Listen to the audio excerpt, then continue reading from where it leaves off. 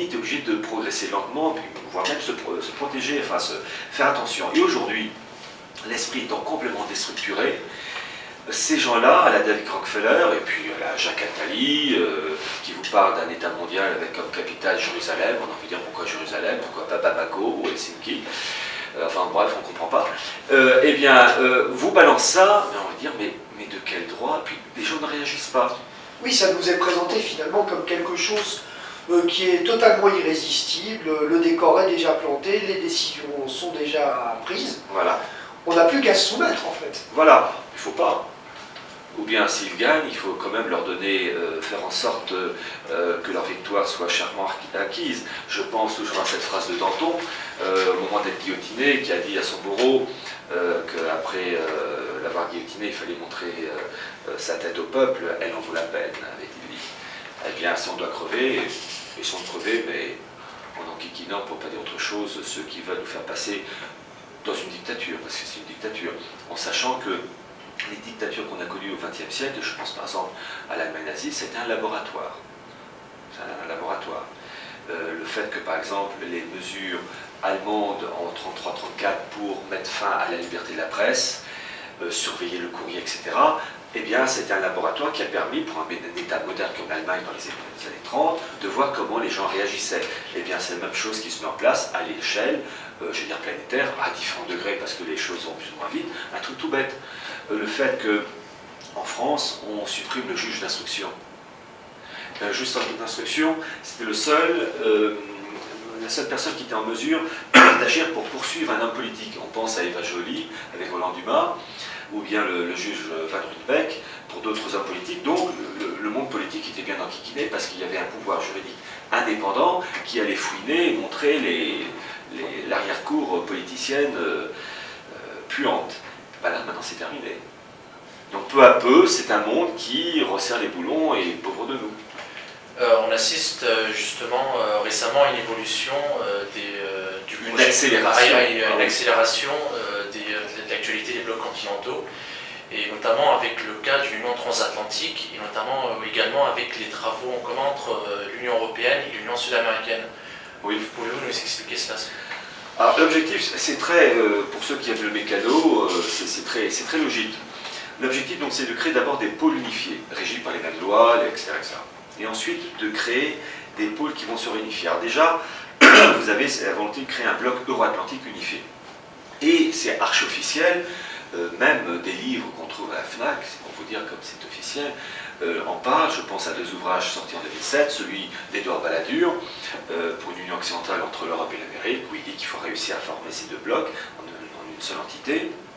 Puis un autre ouvrage sorti en 2007, fin 2007, l'ouvrage d'Hervé de Carmois, qui pour la petite histoire est le vice-président de la Trilatérale Europe, Trilatérale qui est cet organisme créé en 1973 par Zbigniew Brzezinski, donc tout ça dans un cadre mondialiste. Et je rappelle d'ailleurs que la Trilatérale a joué un rôle important dans le cadre de la convention pour le projet de constitution Giscard en 2003-2004, puisqu'en fait, Giscard patronnait tout ça. En fait, c'était son secrétaire, un secrétaire qui était un Anglais, qui s'appelait Lord Kerr, K-E-2-R, qui, outre ses multiples activités, patron de la Shell, etc., et c'est un diplomate aussi, et aussi membre du comité directeur de la Trilatérale. Donc la Trilatérale joue un rôle. Et donc il y a volonté de créer un bloc unifié euro-atlantique, et Hervé de Carmois, dans son livre Euramérique, donc cette réunion de Europe-Amérique, résume cette volonté en un seul mot. Il faut reconnaître, c'est bien trouvé. En un mot, on sait tout. Bon. Mais en fait, c'est ça qui est terrible, c'est que vous avez des ouvrages de qualité qui sont sortis, je pense entre autres à l'ouvrage de la Fondation Bertelsmann, un ouvrage sorti en 2004, que j'ai la chance de posséder, et que j'ai eu la possibilité déjà de montrer lors d'une conférence, qui dit qu'il faut créer un G2, Europe, Amérique. Et d'ailleurs, il parle de ce G2 comme la région Europe-Amérique. Et donc, les choses se mettent en place, et Obama et son équipe, qui ne sont que des employés, évidemment, il faut arrêter avec le côté délire, il va faire une politique nouvelle, ça c'est du blabla. C'est un personnage qui a été choisi par l'oligarchie. Ils ont choisi un poulain, bel homme, prestance, intelligent, il ne faut surtout pas un con dans ces trucs-là. Mais comme dans le feuilleton anglais Le Prisonnier, ce n'est que numéro 2. Un numéro 2 qui peut être éjecté s'il commence à commettre des bêtises, donc on trouvera bien un élément qui pourra, si vraiment il fait des bêtises, l'éjecter. Mais il est là pour mettre en place une politique. C'est très intéressant quand on regarde l'équipe du gouvernement Obama. Pour beaucoup, ce sont des anciens du gouvernement Clinton.